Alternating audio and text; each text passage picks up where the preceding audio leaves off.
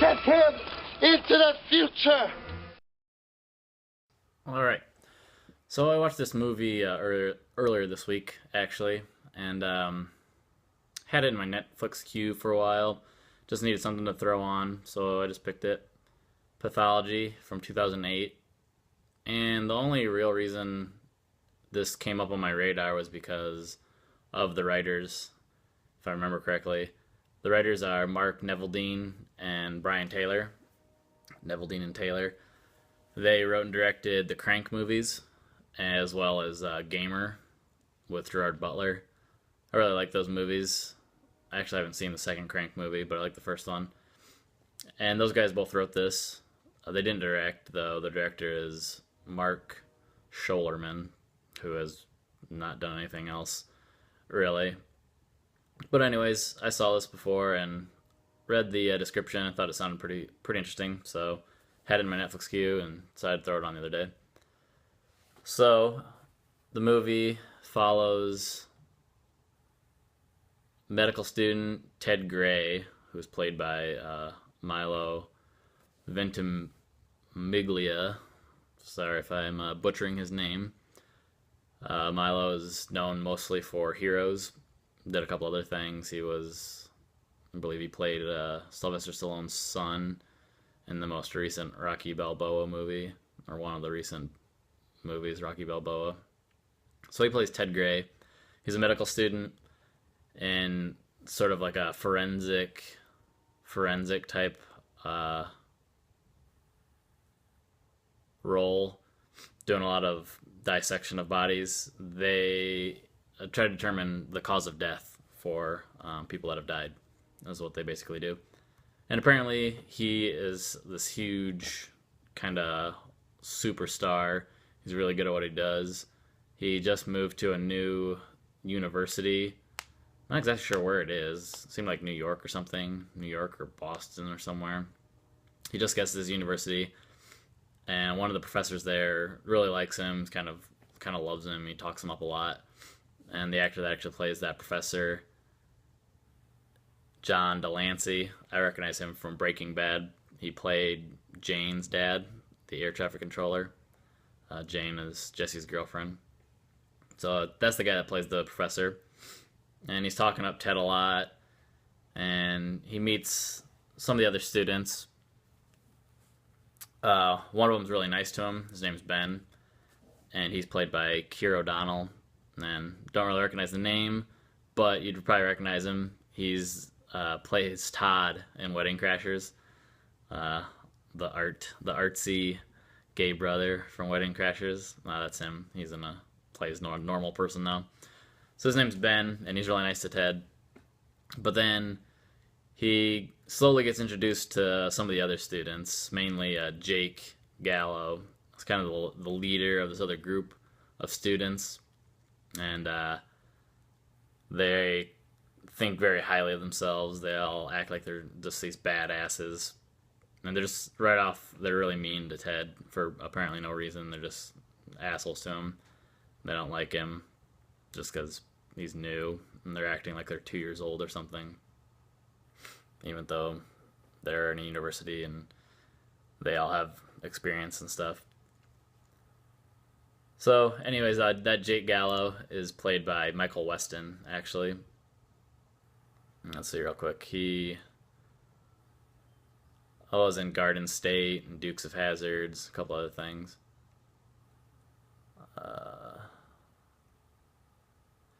Yeah, so you might recognize him. I didn't right away, but he's been in a couple movies.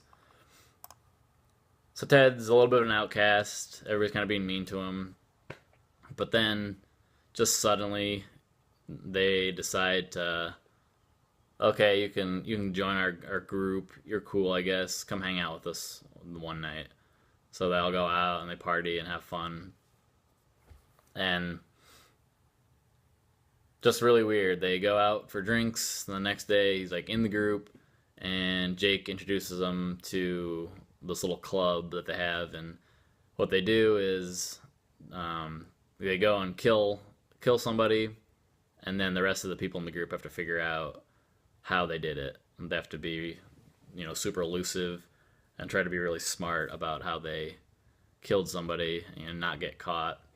And then the rest of the students, the rest of the group has to figure out what they did.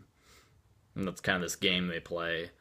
And oh yeah, they start smoking crack. Oh, it's either crack or meth, one of the two. I like to say it's crack because it makes it sound even worse. But so right away he gets thrown into this group, start smoking crack with them, start killing people, and there's a couple girls in the group and a couple guys, and they're all like sexual, having sex with each other. It was really weird. Oh yeah, and Ted has a girlfriend, maybe fiance. Yeah, fiance, named Gwen, and she doesn't live with him. She lives somewhere else, but he's doing all this even though he's engaged and all that. And Gwen's played by Alyssa Milano. I actually didn't recognize her at first. She looked really good, but I don't know why I didn't recognize her. Alyssa Milano, she's from, the show Charmed and Who's the Boss, and go way back to Commando with Arnold Schwarzenegger. But anyways, she plays his girlfriend. She comes into the fold a bit more later. So that's kind of the plot of the story. Doesn't really gets a little crazier towards the end. Ted wants to get out. Jake is jealous because Ted's hooking up with one of the girls, Juliet, that he likes. And Gwen decides to move in with him where they're living. And Ted wants out. The other guys can't let him out. And blah, blah, blah. They got to stop it. It gets crazy. I really didn't like this movie, actually. If you couldn't tell by my tone. I'm giving it 2 out of 5. I didn't like it. There's no characters to really like. I liked Gwen. Alyssa Milano's good. She's probably the only character that you really care about. Just because she's getting screwed over by Ted. And you're not really that concerned about Ted after a while. I mean, he's starts out good, but then he just instantly hangs out with this other group, and they're all assholes. Everybody's just mean to each other, and they're all mean to Ted. And Jake especially, there's a scene where they're at a party, and you can't stand him at all. Like, why would you ever even hang out with him? So you don't like him. Ted's not that much better. He doesn't really do anything to redeem himself. And so there's no main character. He's the protagonist, and you still really don't care about him. So there's nothing to really grab onto. Everything just kind of happens. The direction's okay. The acting's decent, but the characters just suck. And overall, the story's just kind of blah. It's just like, okay, this all happened. I thought it'd be a little more exciting, maybe a little more interesting, a little more thrilling. It's not really that suspenseful, this is kind of what it's billed as, like a suspenseful thriller. It doesn't really come off like that at all.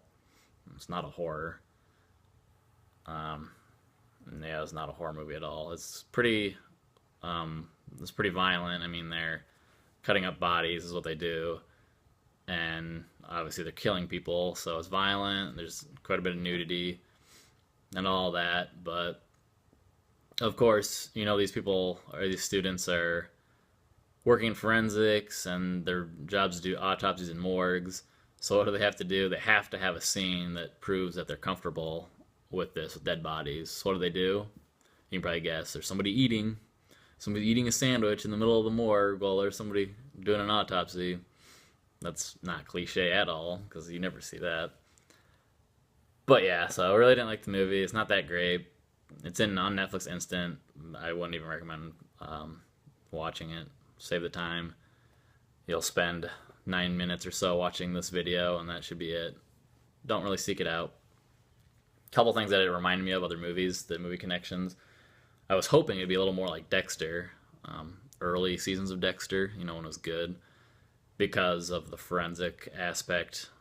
But they don't really leave the university and the morgue. They don't go out into the field or anything to do interesting autopsies or forensics works. And that kind of gets put to the side as well. Somebody, kills a person, they bring it in, they have to figure out what happened.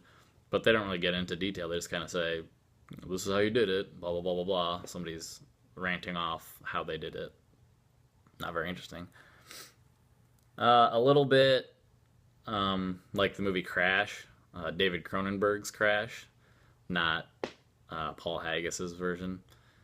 So you might be probably more familiar with Paul Haggis's version of Crash. Excuse me, Crash with the ensemble cast.